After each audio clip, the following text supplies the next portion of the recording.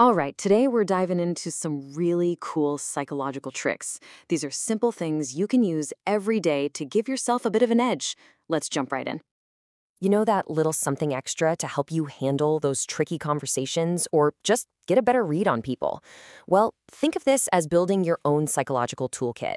We're going to stock it with some simple but really powerful techniques to help you manage not just social situations, but your own mind too. So first up, let's talk about those external situations. These are the tools you're going to use when you're dealing with other people, in a meeting, at a party, or even in a tense one-on-one conversation. Okay, picture this. You're right in the middle of making a fantastic point, and someone just steamrolls right over you. It's so frustrating, right? It's disrespectful, and it can totally throw you off. So, what do you do in that moment? The answer is actually pretty simple. Just keep talking. Yeah, that's it. Don't stop. Don't even pause. Just continue your sentence at the same pace, same volume. What's happening here is you're flipping the social script. The person interrupting expects you to stop. When you don't, they're the one who's suddenly in the awkward spot. It makes you look incredibly confident and totally in control of the situation. Now, let's get into a slightly more assertive technique. Sometimes you might find yourself in a situation where you need to gain a little psychological upper hand. Maybe it's a negotiation or a confrontation. You want to subtly throw them off their game without being aggressive. I know this one sounds weird, but trust me, it works. Instead of looking them in the eyes, just shift your gaze right to the middle of their forehead and just hold it there. For the other person, this is incredibly weird. They feel like you're looking at them, but not quite. And that tiny difference is super unnerving. They can't figure out why they feel so uncomfortable, and it can make them get flustered and totally lose their train of thought. Oh man, this is a classic awkward moment. You're in a group, and someone decides to make you the butt of a joke.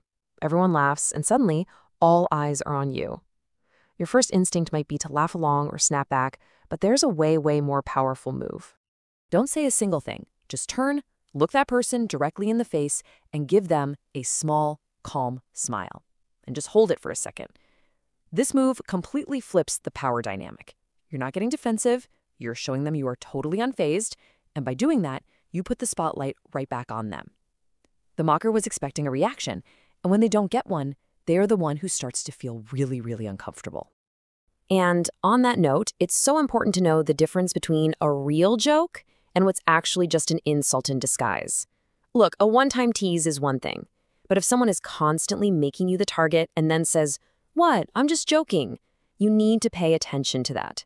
That pattern isn't a joke. It's a pretty big sign that they might not respect you, or maybe they just don't like you. Okay, so this brings us to our next social tool.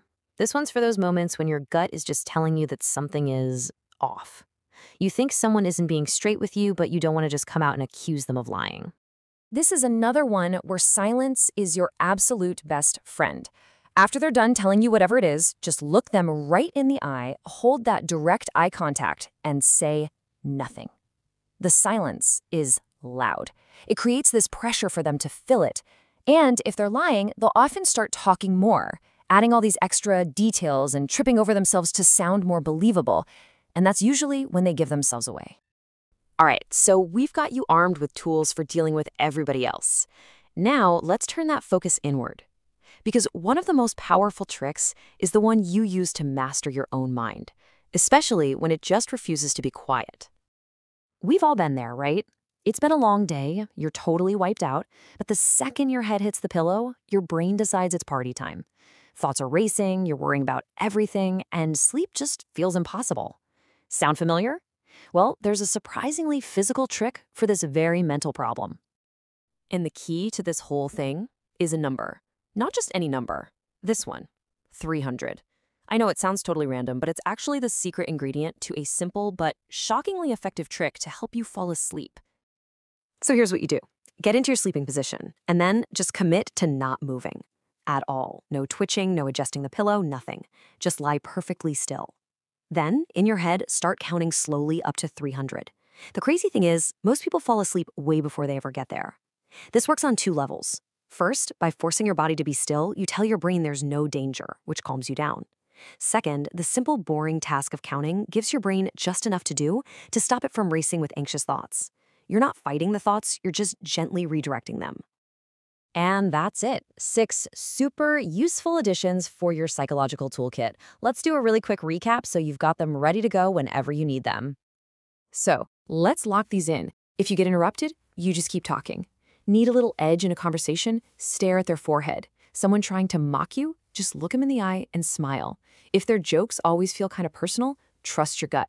If you think someone's lying, silent eye contact is your best friend. And if you can't sleep, lie still and count to 300. Look, these tools are really powerful. They can absolutely boost your confidence and help you handle all sorts of situations. But, like any tool, it's all about how you use it. So the big question I want to leave you with is this. Where's the line between using these insights for confident self-assurance and using them for manipulation? It's definitely something to think about.